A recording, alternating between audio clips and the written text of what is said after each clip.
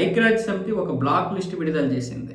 ప్రపంచవ్యాప్తంగా ఉన్నటువంటి ఈ భద్రతా దళాలు చేసినటువంటి అకృత్యాలు, క్రూరత్వం గురించి ఓ నివేదికలు విడుదల చేస్తాయి కదా. ఎక్కువగా ఎవరైతే క్రూరత్వంగా ప్రవర్తిస్తారో ఆ దళాలు బ్లాక్ లిస్ట్లో పెడుతుంటుంది. మళ్ళీ వాటిలో మార్పు ఏదైనా వస్తే వాటిని బ్లాక్ లిస్ట్ నుంచి వేరే లిస్టులోకి పెట్టి మళ్ళీ గ్రీన్ లిస్టులోకి పెట్టడం జరుగుతూ ఉంటుంది. ఆ విధంగానే ఈ సంవత్సరం కూడా బ్లాక్ లిస్ట్లో పెట్టినటువంటి లిస్టు వచ్చింది. ఇందులో రష్యా, ఇజ్రాయెల్ ఈ రెండు దేశాలతో పాటు 75 దేశాల యొక్క దళాలని ఈ బ్లాక్ లిస్టులో చేర్చింది ఐక్యరాజ్య సమితి. ఈ ప్రధానంగా రష్యా, ఇజ్రాయెల్ని చేర్చడానికి ప్రధాన కారణం ఏంటంటే గత సంవత్సరం జరిగినటువంటి యుద్ధంలో, గత సంవత్సరం అంటే ఇజ్రాయెల్ హమాస్ మధ్య జరిగిన యుద్ధంలో హమాస్ను 2025లోనే బ్లాక్ లిస్టులో చేర్చింది. అది చేసినటువంటి అకృత్యాలను దృష్టిలో పెట్టుకొని అప్పుడే ఇజ్రాయెల్ దళాలకి అంటే ఐడిఎఫ్ కూడా వార్నింగ్ ఇచ్చింది. అలాగే రష్యాకు కూడా రష్యా ఉక్రెయిన్ యుద్ధంలో జరుగుతున్నటువంటి ఆ హింసాత్మకమైనటువంటి ఘటనల్ని ప్రస్తావించి రష్యాకు కూడా హెచ్చరిక జారీ చేసింది.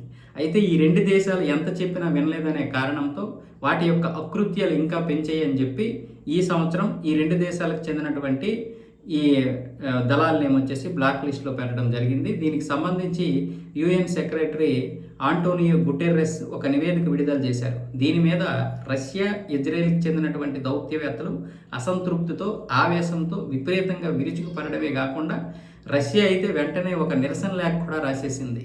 మీరంతా ఏకపక్షంగా ఇలాంటి నిర్ణయాలు తీసుకుంటారు, మేము చేసినటువంటి దాష్టికాలేంటి, దారుణాలేంటి, చిత్రహింసలేంటని. దానికి సంబంధించి ఐక్యరాజ్య సమితి ఏమని చెప్పింది, మీరు 310 చిత్రహింసలకు సంబంధించినటువంటి ఒక పెద్ద నివేదిక ఉంది. మీరు 310 దాడులు చేశారు అంటే యుద్ధానికి సంబంధం లేకుండా మీరు దానికి మించిపోయి మీ యొక్క క్రూరత్వాన్ని చూపించారు. ఉక్రెయిన్కి సంబంధించినటువంటి దళాల మీద, ఉక్రెయిన్కి చెందినటువంటి ముఖ్యంగా ప్రజల మీద, ఈ పౌరుల మీద మీరు చేసినటువంటి దాడులు సామాన్యమైనటువంటివి కాదు. ముఖ్యంగా పిల్లలు, మహిళలు పడినటువంటి ఇబ్బందులు, వాళ్ళ మీద మీరు చేసినటువంటి దాడుల వల్ల వాళ్ళు ప్రాణాలు పోగొట్టుకోవడం, కొంతమంది అవయవాలు పోగొట్టుకోవడం, అలాగే కుటుంబాలు చిన్నాభిన్నం అయిపోవడం, దాని మీద మా దగ్గర పూర్తి ఆధారాలు ఉన్నాయని ఇప్పుడు ఈ ఐక్యరాజ్య సమితి ఏమొచ్చేసి దానికి సంబంధించినటువంటి నివేదిక కూడా విడుదల చేసి ఆ యొక్క ఎవరైతే రష్యాకి చెందినటువంటి రాయబారి ఉన్నాడో ఆయనకి వివరించడం జరిగింది. అలాగే రష్యాకి అఫీషియల్గా కూడా చెప్పడం జరిగింది. అలాగే ఉక్రెయిన్ కూడా రష్యా మీద చేసినటువంటి దాడుల గురించి కూడా చెప్పింది. కాకపోతే ఉక్రెయిన్ని బ్లాక్ లిస్టులో చేర్చాల్సిన అవసరం లేదు, ఎందుకంటే నిబంధనలు పాటించి ఉక్రెయిన్ ఈ దాడులు చేసింది కాబట్టి దీన్ని హెచ్చరిక చేశాం తప్ప ఎక్కడ కూడా బ్లాక్ లిస్టులో చేర్చలేదు. కానీ రష్యా అలా కాదు, కావాలనే ప్రజల మీద దాడి చేసింది. ప్రజల మీద దాడి చేయకూడదు. అంతర్జాతీయ చట్టాల ప్రకారం మానవతా దృక్పథంతో చేయాల్సినటువంటి యుద్ధం ఏంటి? రెండు దేశాల మధ్య జరిగినటువంటి యుద్ధం ఎప్పుడూ కూడా సరిహద్దుల వరకే ఉండాలి తప్ప ప్రజా జీవితం మీద పడకూడదు. దానివల్ల ప్రజలు చనిపోవడం వల్ల ఏంటి ఉపయోగం? మరి మన యుద్ధానికి అసలైనటువంటి నిర్వచనం ఏంటి అని ఐక్యరాజ్య సమితి చెప్తోంది.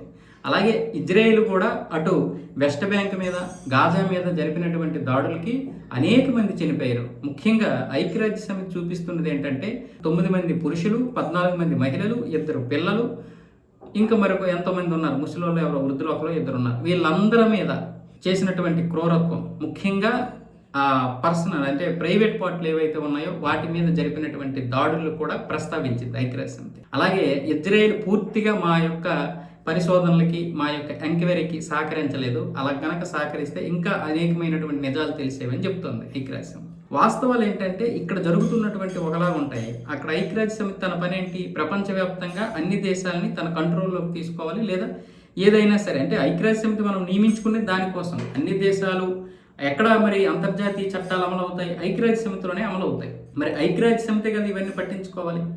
ఇక్కడ ఇజ్రాయెల్ హమాస్ మధ్య ఏమైనా జరగవచ్చు, రష్యా ఉక్రెయిన్ మధ్య ఏమైనా జరగవచ్చు, భారత్ పాకిస్తాన్ మధ్య ఏమైనా జరగవచ్చు, లేదా ఏమైనా ఉండొచ్చు. ఈ సరిహద్దుల్లో ఉన్నటువంటివి ఈ రెండు దేశాలు చూసుకుంటాయి. కానీ దానికి అనవసరం. అది ఈ ఇద్దరు ఏ విధంగా యుద్ధం చేసుకుంటున్నారు, ఏ విధంగా యుద్ధం చేస్తున్నారు అనేది మాత్రమే ఐక్యరాజ్య సమితికి కావాలి. ముఖ్యంగా ఈ టీంకి, ఈ కమిటీలు ఏం చేస్తాయంటే ఈ దళాలు అక్కడ ప్రజల మీద దాడులు చేశారా, లేకపోతే ఈ దళాలు ఇక్కడ దాడులు చేశారా అనేది చూస్తారు. ఏ విధంగా దాడులు చేసుకున్నారు, దళాల మధ్య జరిగాయా, లేకపోతే వీళ్ళు ప్రజల మీద కూడా కావాలనే బాంబులు, క్షిపణులు, డ్రోన్లు వేసి ఇలా ప్రాణాలు పోగొట్టారనేది చూస్తాయి. ఆ ప్రకారమే విడుదల చేస్తాయి. ఇక్కడ మనకి ఇజ్రాయెల్ ఇష్టమే, రష్యా అన్న ఇష్టమే. కానీ నివేదికను కూడా నేను తప్పు పట్టలేను. అక్కడ మానవతా దృక్పథంతో చూడాల్సినటువంటి బాధ్యత ఆ యొక్క కమిటీకి ఉంది. నేను అనేది అందుకంటున్నా, ఇజ్రాయెల్ హమాస్ మధ్య ఏదైతే ఒకటి ఉందో దాని ప్రకారమే ఇక్కడ ఇజ్రాయెల్ చేస్తుంది. బ్లాక్ లిస్టులో చేర్చినంత మాత్రాన్ని ఏం వెనక్కి తగ్గదు. అలాగే ఇక్కడ రష్యా కూడా అంతే. కానీ ఇటు వీళ్ళు చేసినటువంటిది వీళ్ళు సమర్థించుకోవచ్చు, అటు ఐక్యరాజ్య సమితి చెప్పింది కూడా మనం వినాలి. ఎందుకు? మనం నియమించుకునేది ఐక్యరాజ్య సమితిని. అది అమెరికా చెప్పినట్లుగా వింటదా, ఇంకొకరు చెప్పినట్లుగా వింటదా మనకు అనవసరం. కానీ ఇక్కడ మనకి అది అప్రస్తుతం. కానీ ఐక్యరాజ్య సమితి చేసినటువంటి నివేదిక ఏదైతే ఉందో ఆ నివేదికని నేను తప్పు పట్టట్లేదు. మరి మీరేమంటారు? కామెంట్ రూపంలో తెలియజేయండి.